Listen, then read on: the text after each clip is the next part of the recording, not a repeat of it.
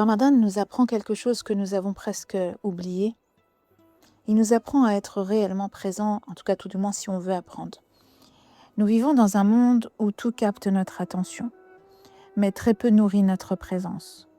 Nous sommes souvent ailleurs, déconcentrés, ailleurs dans nos pensées, ailleurs dans nos préoccupations, ailleurs dans nos écrans, ailleurs même lorsque nous sommes physiquement avec les autres. Nous prions, mais avec très très peu de concentration et de khushu'. Nous écoutons, mais nous préparons déjà notre réponse. Nous mangeons, mais sans goûter réellement. Nous vivons, mais comme en décalage avec l'instant. On est soit trop projeté vers le futur, il reste ça à faire, il reste ça à faire, il reste ça à faire. Ou dans le passé, il m'a fait, elle m'a fait, ils m'ont fait.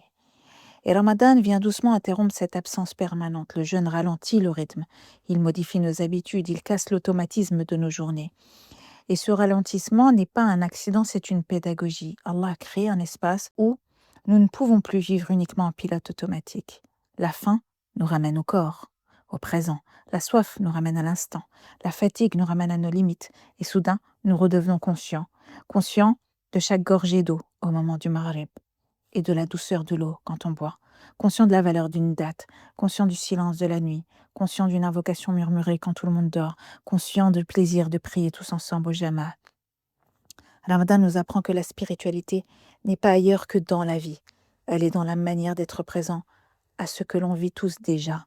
Parce que Allah ne nous demande pas nécessairement plus d'actions extraordinaires, il nous demande une présence plus vraie dans les actions ordinaires. Une prière courte mais habitée vaut plus qu'une prière longue vécue dans l'absence. Un repas partagé avec conscience devient un acte spirituel. Un sourire sincère devient une adoration. La présence transforme le geste. Les invocations avant de manger, souvent pendant le Ramadan, on n'oublie pas. Et peut-être que le plus grand jeûne de Ramadan n'est pas seulement celui de la nourriture, comme je le dis à chaque fois, mais celui de la dispersion. Apprendre à revenir encore et encore à l'instant où Allah nous a placés. Être présent quand on parle, être présent quand on mange, être présent quand on prie, quand on écoute, quand on invoque, être présent quand on lit son Coran, être présent même dans le silence. Car l'absence intérieure est une forme subtile de perte. On traverse les moments sans réellement les vivre. Alors Ramadan vient nous réapprendre à habiter nos journées. Et il y a une sagesse profonde dans cela. Alors peut-être que le rappel de ce jour est simple. Ramadan ne vient pas pour ajouter du temps à nos vies. Il vient nous apprendre à être enfin présents dans le temps qui nous est déjà donné.